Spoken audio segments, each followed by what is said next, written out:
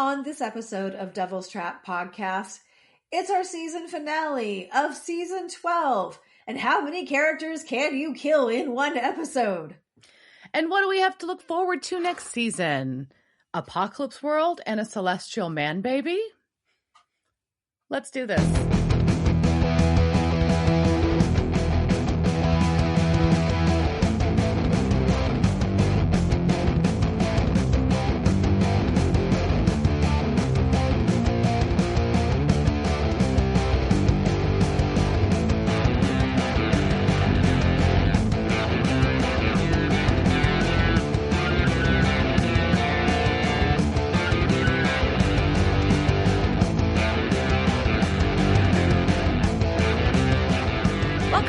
Episode of Devil's Trap Podcast. I'm Diana. I'm Liz. And we're going to talk about season 12, episode 23, All Along the Watchtower. We are. That's a song by some bands. That is a song. A bunch of different bands played it. A bunch. Yeah. Yeah. What have you been up to? I'm not going to talk about we oh no. I was going to say, I don't know. Okay, I was just going to say, no, okay, I'm skipping that. And I'll cut that out, the video part, so the audio will still be in there. But anyways, I'm not having fun because the band I was going to go see play tonight canceled because the singer was having emotional issues or something. I don't know. I'm bummed that I had a night planned out and I didn't get to go, and my friend was like, you should have an adventure, and I'm like, I am 48 years old. I don't want an adventure. I want a planned night where I know exactly what time something is going to be going on and what time it's going to end. I want to have that planned a couple of months in advance, which I did, and because I have to plan a few months in advance, right? And so instead, I went up going to Austin last night instead of tonight, and then got bummed out because one of the bars that I hang out there is now being turned into a quote-unquote dive bar. Like, that's actually in the name of the title, and I don't think you can just call yourself a dive bar. Like, I think you just are a dive bar. Or you're not, yeah. You're, like, about, like, actual diving, right? Like, it's going to be, like a pool. Like a pool, right? Then you could be a dive bar. Sure. Yeah. But I don't think you could just get to call yourself one. That's odd. Yeah, some of us grumpy and old and just like they're ruining things. God, all these youngins like are just ruining my fun. So that's what I've been up to. Fun. Oh, what have I been up to? That's fun.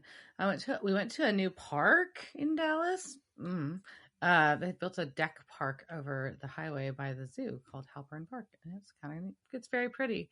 But we don't have small children to run around the playground in the water, so we didn't stay long. And what else? We've just been doing a lot of stuff around the house. I feel like we, had celebrated my niece's birthday. I don't know, chill. It's actually been like I had a chaotic ass week, so now everything's kind of chill, and I'll take it. Yeah, I will take it. But yeah, we're gonna dive on in. We're gonna dive Speaking of diving in, yeah, there's no SPN news at this point. Everything is just kind of chill and low key. All right, so this one though is not chill and low key. All Along the Watchtower. This was episode 23 of season 12, the season finale. It first aired May 18th, 2017, and was directed by the one and only Robert Singer. And this season he did episode 3, The Foundry, and First Blood. And this was, of course, written by Andrew Dabb, who did our season opener, Keep Calm and Carry On, as well as First Blood with Robert Singer. So we do have the season 12 recap to Wayward Son, and I'm going to skip recounting it because I feel like it gives Diana too many hints for the quiz. What? It's just cheating. You could have watched that. It'd be a pretty good review. It was a good review of the season. It was a good review of the season. I'm glad, Netflix would have just skipped it. So at least I don't know what streaming platform you're watching it on. I'm watching it on Peacock, and they kept it in there. I think, that's the main place to watch it. But so we open we see blue skies and mountains and a lake, and it's very pretty. It is a very pretty lake. And we figure out that Castiel has a little house that he has pregnant Kelly in there on this water waterfront location. And we see Kelly, cut to Kelly inside, and she prays for God to help her. And we're like, oh my gosh, she's praying. No, she's frustrated because she's on the phone with customer support for what is implied to be IKEA. And it's hilarious. It is. It is a very nice break of humor that was in there. And then Cass comes in and he offers to put it together. And then she gives this list of all the things that she's not going to be able to do after she dies. But at least the thing she can do is build this stupid crib. Yeah. But Cass does point out that he's very good at following instructions, which I found funny. So he promises that he'll do everything to give her son the life that, you know, and raise him to be someone that she'd be proud of. But so it's sweet, but he also promises in there that I will give my life for him and then I'll raise him. And I'm like, well, it's kind of hard to do if you're dead. I'm just saying. That's hard. Which is, you know, and partially, you know, that is a foreshadowing of things that are happening in this episode, right? Ooh. Ooh. So you think about it now that you've seen the whole thing. So yeah.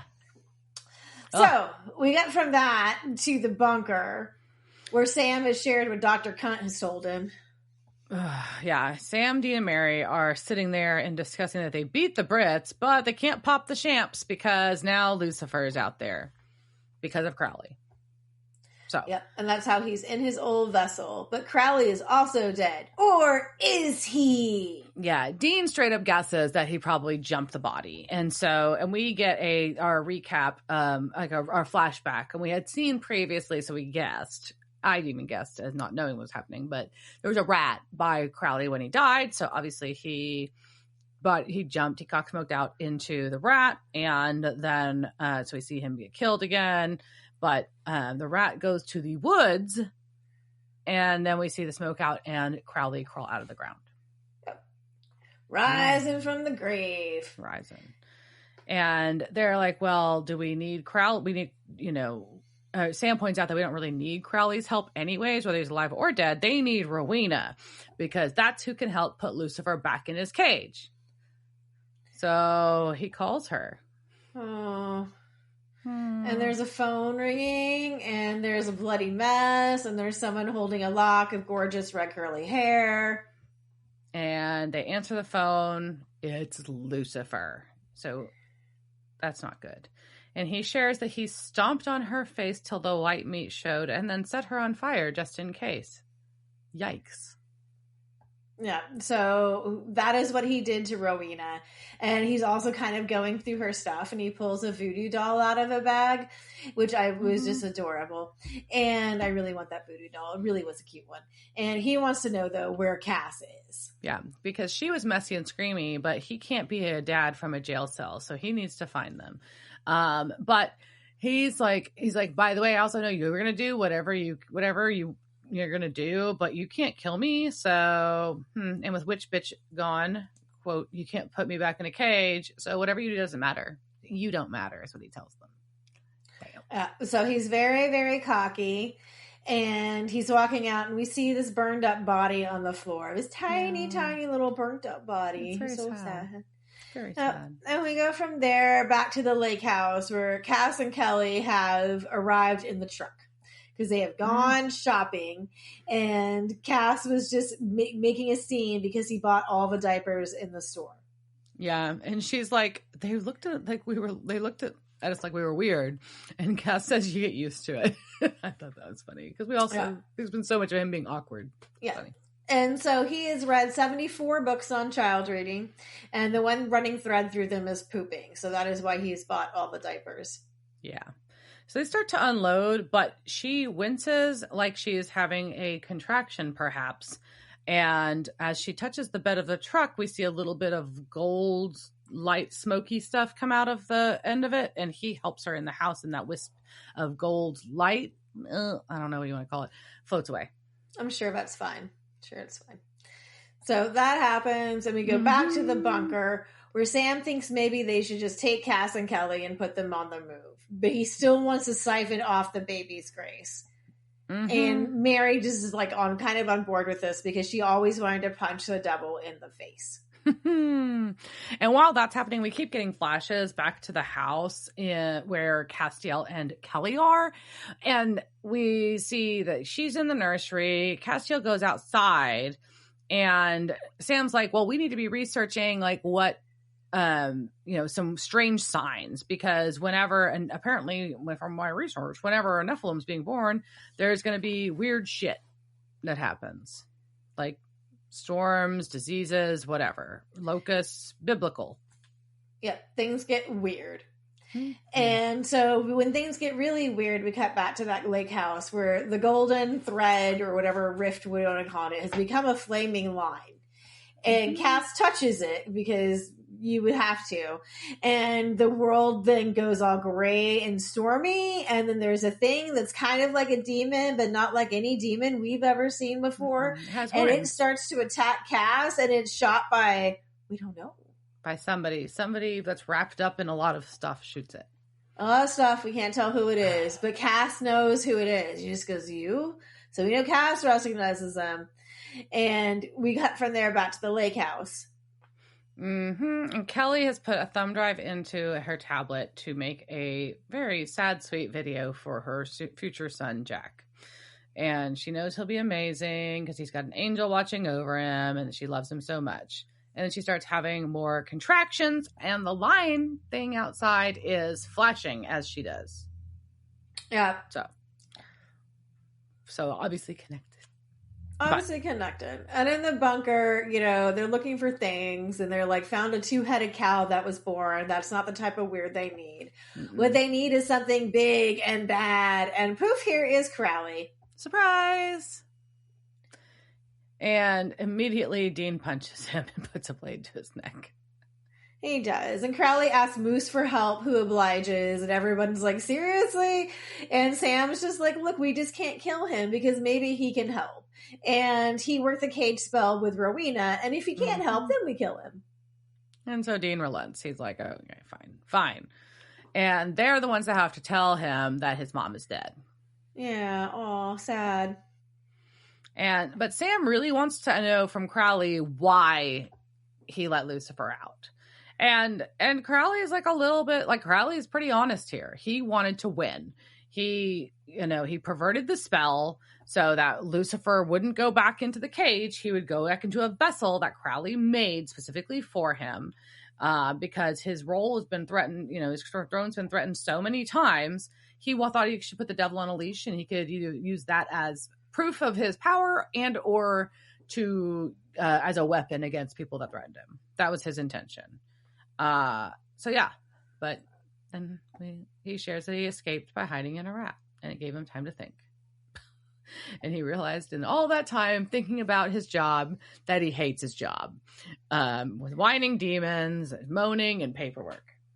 Yeah, the endless moaning of damn souls. All the damn souls. So much moaning. But he is there because he knows whenever there is a world-ending crisis, where you place your bets is on the Winchesters. Those big, beautiful, lumbering piles of flannel. Mm-hmm. And he has come there also to make a deal.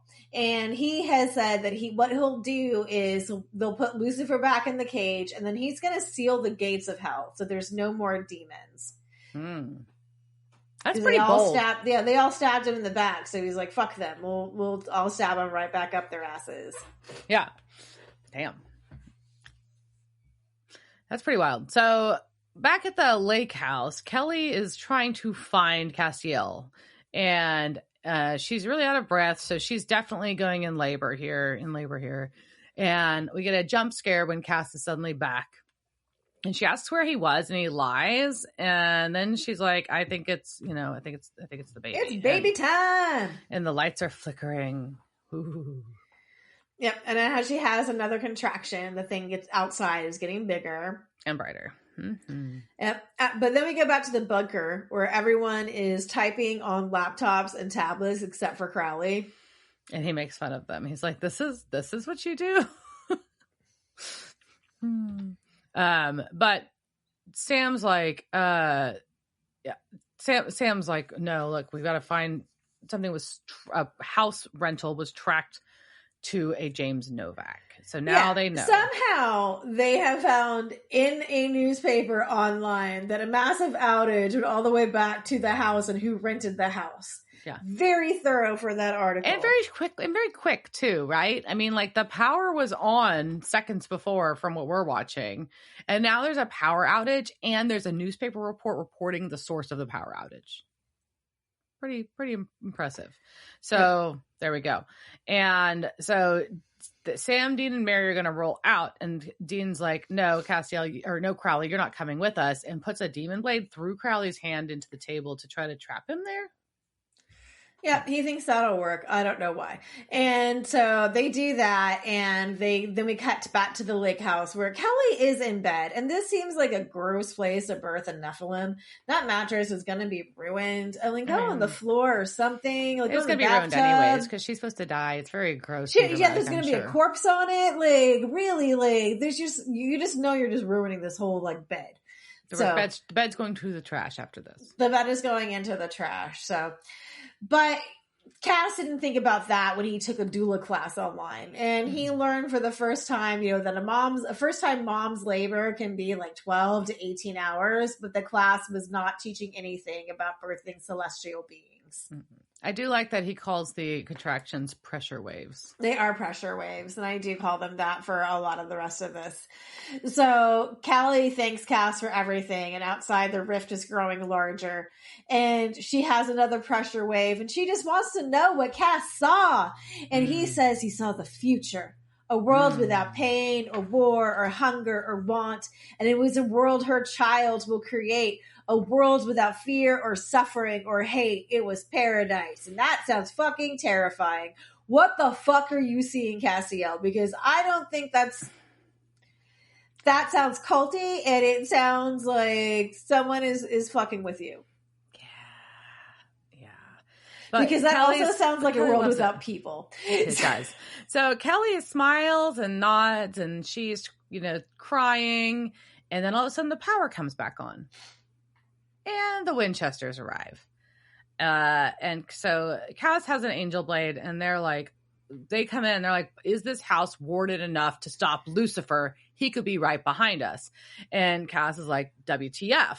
And they're like, we can't let Lucifer get this baby no matter what. And he's like, well, Kelly can't move. And we hear her moaning into the room. So Mary runs to her, which makes sense. And Dean's like, well, if, can you flame on Lucifer? Can you torch Lucifer? Well, and like you did with Dagon. And he's like, Castiel's like, no, that wasn't me. That was the baby. Sorry. He's a little busy being born, but I can do this for you and I can heal you. So Cass heals Dean. Yeah, because his leg was still fucked up. He was limping a little bit. And so they go outside. Sam, Dean, and Cass go outside. And Sam and Dean are like, what the fuck is that light thing over there? Yep. And it's like, nope, it's a doorway to another world. It's an alternate reality. Bizarro world. Like the time they were in the world where supernatural wasn't real and Sam was Polish. And Castiel's like, what? It's pretty funny. Good reference. But he's like, no, the child being born's power is puncturing the fabric of the universe, but you don't want to know what's on the other side. And Dean's like, probably not, but we need to. Do you really need to know this? If someone tells you there is an apocalypse land on the other side of this line, do you need to go through? I say no. I don't understand why you need to. Nope, you're fine. Anyway, so they decide to go through and they go to Apocalypse Land. Mm-hmm. And what we figure out is like, this is a war between heaven and hell. Yes. And there are just a few humans who are left and they're just kind of in the middle of it. Yeah. And so, yeah, this is an alternate universe or alternate world where this is what happened. And they're like, how do you know this? He's like, a friend told me. And so it's the question. I like the question is on a scale of 1 to 10, how bad is it? 11. So Castiel is like, no, but I have faith that the child will close this rift. And Dean calls him a dumbass for his faith in an unborn baby god. He has really bought into his unborn baby deity here. Mm-hmm. But here comes someone with a bunch of guns and, again, a head wrapped up in a scarf. And the boys all pull their guns and they take off the scarf to reveal Bobby! Oh my God, it's Bobby. And he is in a jaunty beret.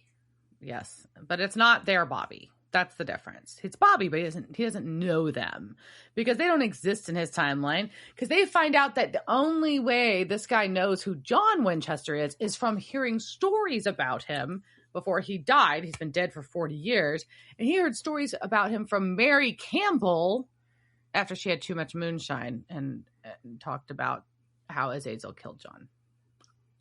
No, Azazel killed her about 10 years ago. Yeah, she would get drunk and talk about John, and then he says, and then Azazel kills her in this land. But again, this is just a world without Sam and Dean Winchester is a big gist of that scene. And we go from there back to the lake house where current Mary is telling Kelly that it's almost time.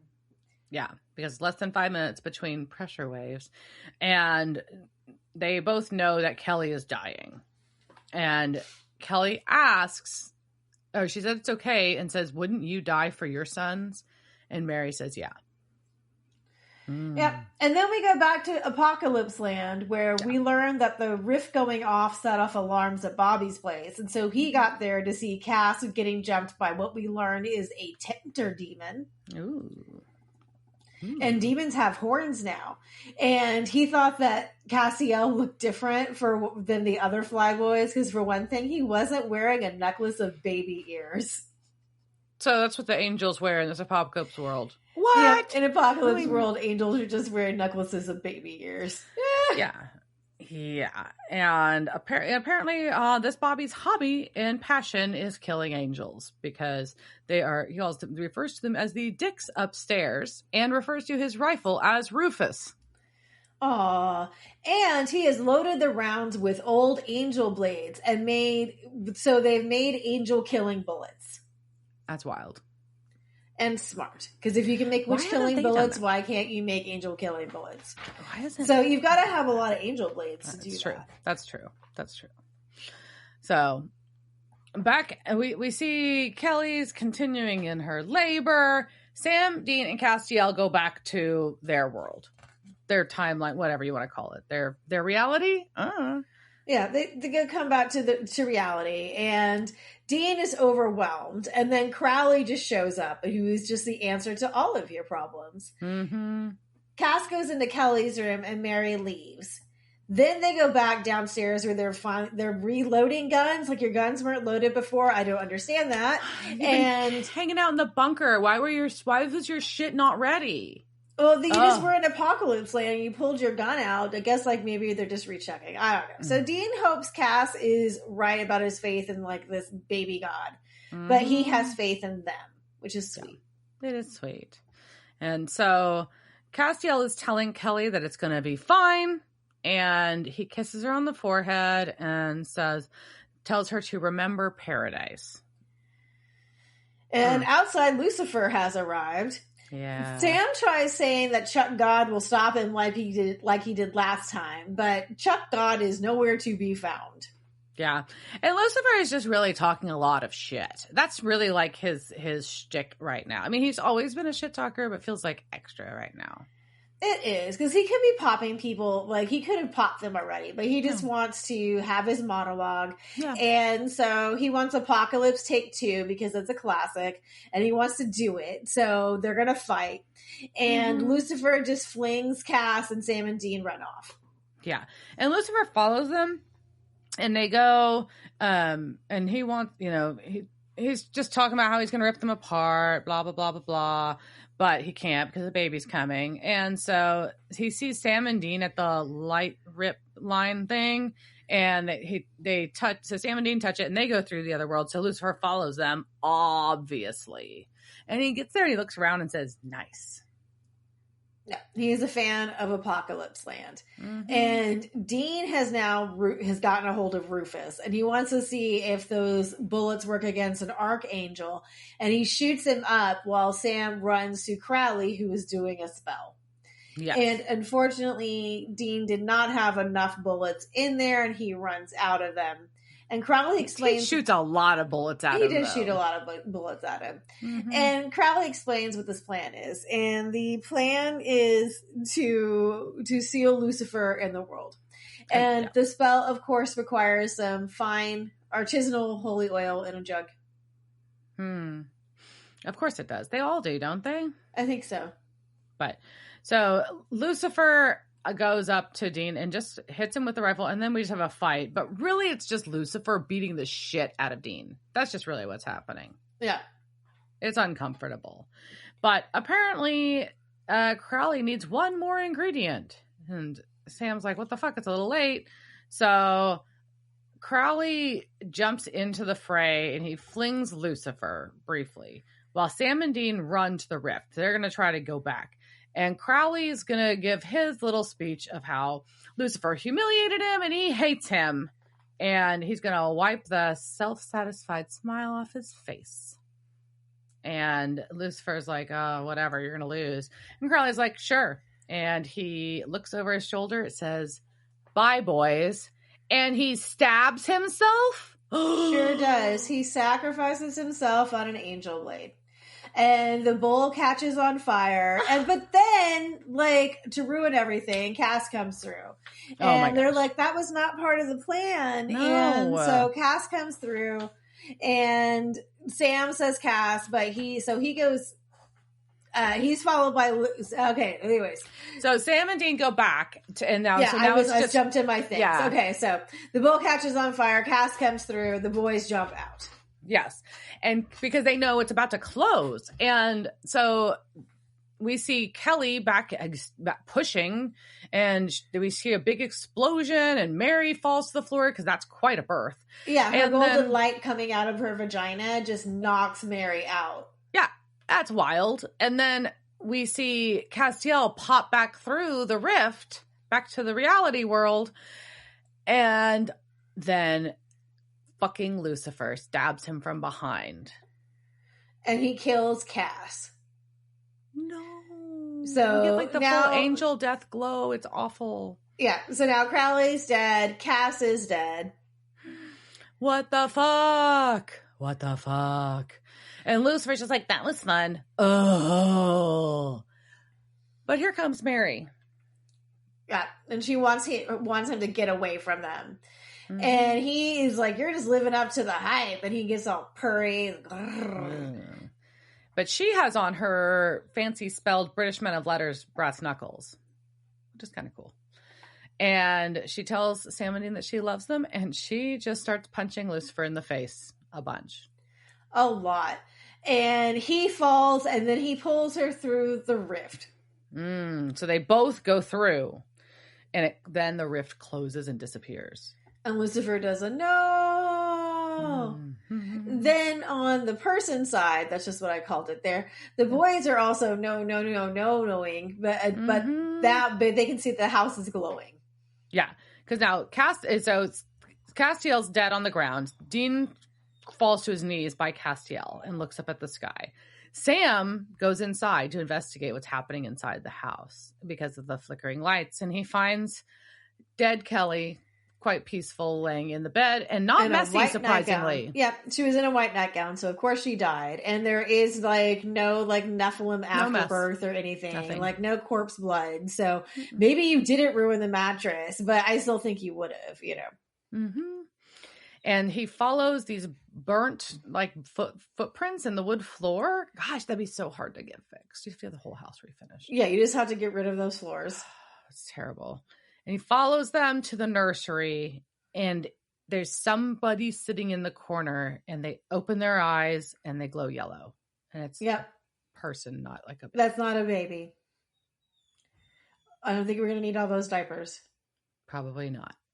And that's our episode. That's our season. What the fuck? And that's how the season ends. All right. Crazy. So we'll get back to talking about how that is, but at first it's time for season 12 trivia because that's what happens at the end of this episode. I'm very excited about this. All right, so you ready? No, go for it. Okay. All right.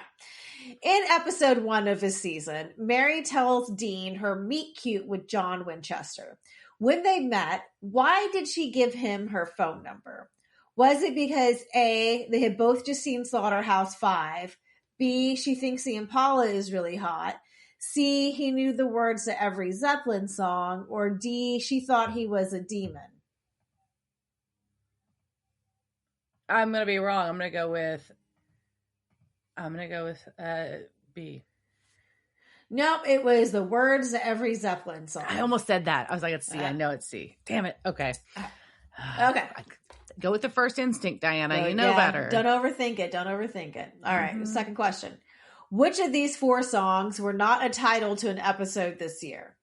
A, American Nightmare. B, Take 'Em All. C, Stuck in the Middle with You. Or D, Somewhere Between Heaven and Hell. Take 'Em All. That is correct. That is a song by Coxbar, which was not in this, which would have been great. All right, question number 3. In episode 5, the one you've been waiting for, who does Dean kill?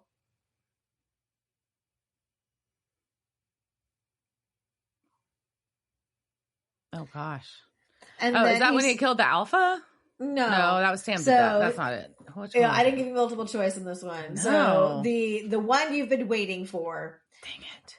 And I will say, then Dean goes around telling everybody that he killed this person. Oh, is that when he killed Hitler? He killed Hitler. That's right. I should know better. Okay. All right, number 4. Which of these hunters survived season 12, episode 6, celebrating the life of Asa Fox? A, Elvis Katz, B, Asa Fox, C, Bucky Sims, or D, Randy Bull? Randy. Nope, Bucky Sims is the one who lived. Okay. Randy Bull. That's because right. his name was fucking Randy Bull. Why not? Yep. Okay. Question number 5. In season 12, Lucifer possessed the rock star Vince Vincente. Which actual rock star played him? I will give you multiple choice if you need it. I know it. Yeah, do it. All right, my multiple choice is funny. All right, so was it Lemmy Kilmister, John Bon Jovi, Rick Springfield, or Huey Lewis? It was Rick Springfield. It was Rick Springfield. Yes. All right, in question number 6, in episode 11, Rowena uses Post-it notes memento style for Dean's memory loss. What does the Post-it on the grenade launcher say? Does it say no or does it say yes? It says no. Or just wait until later this season?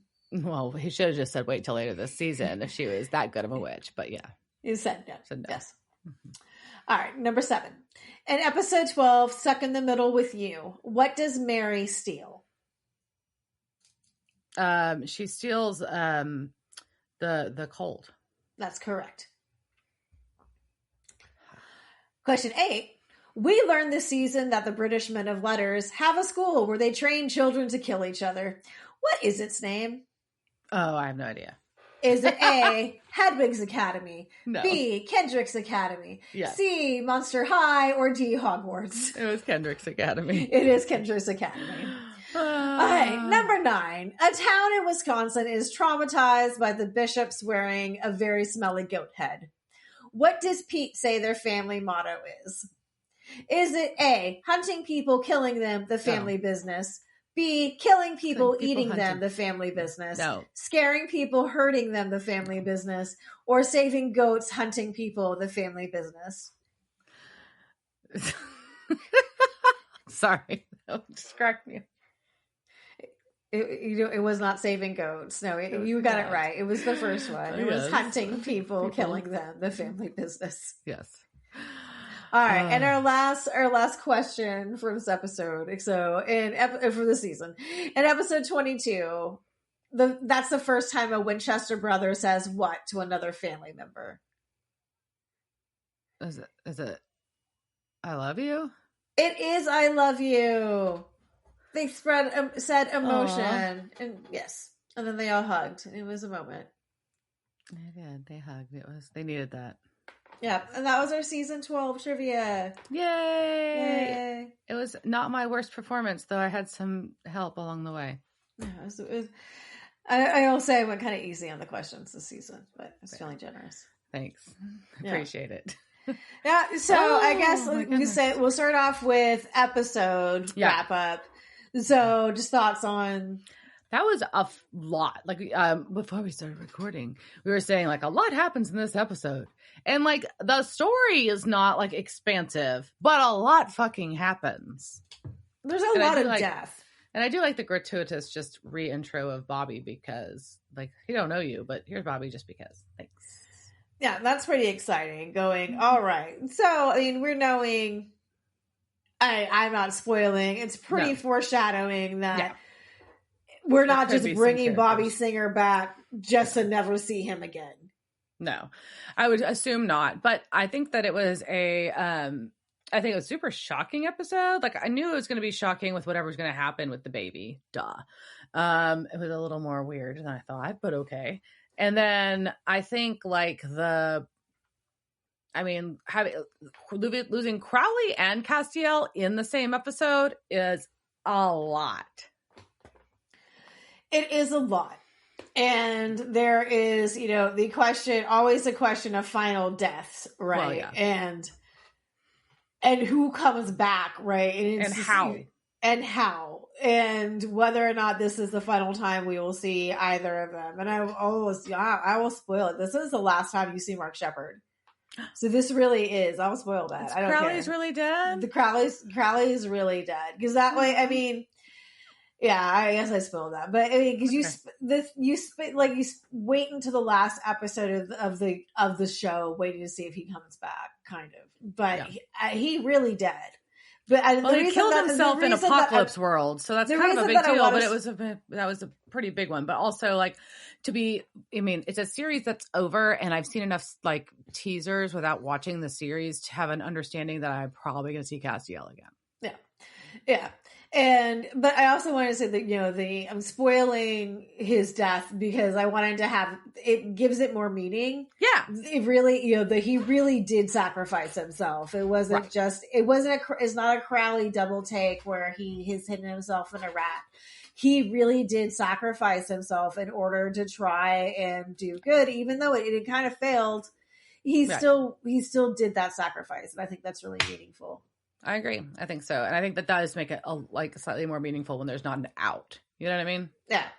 It was, and it's kind of on Crowley to not have, but it's a real character change, right? It's a real arc.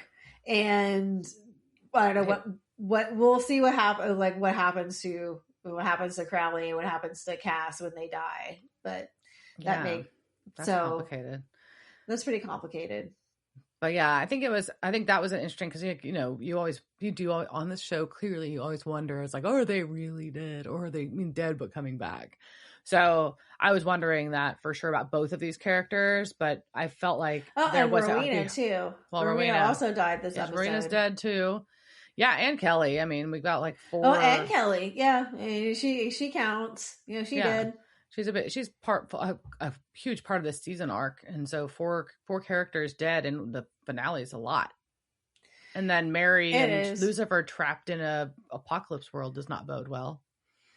That does not bode well, but it does foreshadow for, will next season involve an apocalypse world? What? Could that possibly happen? Will next season involve a giant man baby? That's terrifying. I don't know how I feel about a celestial man baby. That's weird. Yep. That's what I've got. That's weird. I mean, I guess that's what they do, isn't that what they said early on in the episode too? Yeah. Things are getting weird. Things are getting do. Weird with your giant man baby. How did that, do we want to, I don't want to think about how that birth occurred. Well, that's why she shot that golden light out her vagina and knocked Mary out, because it was just poof. Well, I think she dead, She just birthed a grown man. She burst, like how like much of that was like inside her, you know? Oh no, no. Yeah, I mean, there's no repairing that. No. That's why sometimes you just got to check out. The pressure waves were real, man. And those are real pressure waves. Whew. Goodness. Oh man. Well, so are we dovetailing into the season? Yeah. So this is season 12. I mean, it's not a bummer season. British. I mean, it's British Men of Letters. They were awful. / Lucifer. We're like, we had two big bads kind of running at the same time, right? We had parallel storylines going. Yeah. The British Men of Letters were very frustrating as a big bad to me. And I don't know how to express it, but I found them frustrating. I'm trying to think of why exactly. Oh, I think it's just people. They're people and they're awful. Well, not because they're English. But they were people, but they were bad people. And then Mick kind of was becoming a less bad person, but then he gets killed over it. And that sucked. Well, and even Lady Bevel, at the end is humanized. And then she's still dead. Mm-hmm. So they're all dead. So there's no chance of redemption for any of them. So I think that's always upsetting when there's no redemption. There's no like coming around. There's no, and they all got fucking killed by Sam and Jody and the rest of the hunters. There's like, they are all dead. And that's wild. And they always kind of reminded me of the council from Buffy. Like, it's the old British men of Letters and the Watchers Council that are, just old stodgy British dudes. And surprisingly, they brought ladies in, right? They brought Dr. Hesson, which is, hey, at least they did that. It wasn't all stodgy British. And maybe, right. She was a much more interesting. I would much rather see her than a stodgy British dude. That's fair. That was, even though, she was kind of an Umbridge character. She was an awful character, but she was an interesting character. Yeah, I agree. Agreed. Very Umbridge-y, though. I do appreciate that. If Umbridge could actually throw a punch. I like that if Umbridge could throw a punch. Yeah, for sure. Definitely her. And then I think like I'm going to say the other, but I'm not, it's not against the season. It's just, I found the storylines more frustrating because it was so like Crowley. I understand that it was his ego that made him not put Lucifer back in the cage, but he really brought this all on himself. Like, it's very frustrating. Yeah. And at least though, I mean, he did have, it's not just like, oh, Lucifer broke out of the cage. Okay, then you've got like, okay, then there's not blame. There's realization for a demon that this was all about his pride and how much he wanted to win, and that at the end, I really don't give a fuck about my job, which is something we just all come to at some point in our lives, and just I just don't give a fuck about my job happens to us all. That's it. It happened to me a number of times. Okay. It has at other jobs, yes. But yeah, so I think like I think I give a fuck about mine too much sometimes, but that's okay. But sometimes that can be a problem too. And that's what Crowley, but that's also what Crowley was saying, right? That he was holding on so tight to this, and not realizing how much he wasn't even enjoying it anymore. And like all that's left is a bunch of whiny demons and moaning souls, and who wants that all the time? I thought he liked the paperwork though. If you can't enjoy the moaning souls, like, do you really even do you want to be king of hell anymore? Do you even want to be in hell? Isn't that part of the joy? I feel like that's part of the ambiance, right? Is it even hell without the moaning souls? I don't know, man. And I also think the paperwork is part of it, right? Bureaucracy is part of the hell.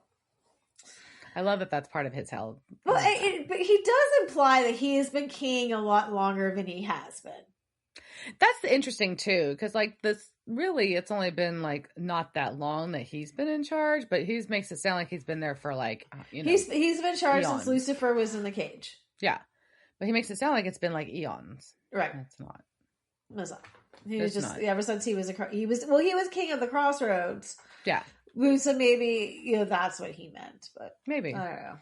But yeah, I think it was, it was two very distinct storylines that I liked how they did the very light intersection is what I meant to say, of the two towards the end of the season, where obviously Crowley knew the Men of Letters and Dr. Hess was working with him some. I thought that was an interesting tie over. And then, I don't know. I think it's very.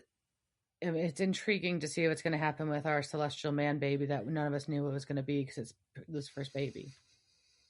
Lucifer's baby. Yeah. And who's going to raise Lucifer's giant man baby? Oh my gosh, because Cass is dead. Cass so is dead. Who's Kelly's dead. Lucifer's Kelly's in dead. Apocalypse world. Is it going to be 3 men and a celestial man baby? I have a feeling it might be. It might be. All right. Anything else to comment on that? All right. I think that's where we're going to end this season. We're going to take next week off as we usually do to give ourselves a break because we've been doing this since 2021, guys. That's crazy. All right. Well, thanks for like, subscribe, all the things. Watch video on YouTube and on Spotify. Maybe at some point on Apple. Maybe. Okay. All right. Well, cheers, Jerk. Cheers, bitch. Devil's Trap Podcast is a Don't Get It production. Meow. Devil's Trap Podcast is part of the Ship It Studios Podcast Network. Thanks for listening to this week's episode of Devil's Trap Podcast. You can follow us on Instagram at Devil's Trap Podcast, Twitter at Devil's Trap Pod, or you can email us at devilstrap@devilstrappodcast.com. Don't forget to subscribe, leave reviews, and share with all your friends. We're at all your favorite podcast outlets and at devilstrappodcast.com. I'm Babe. Thanks for tuning in, and we'll see you next time.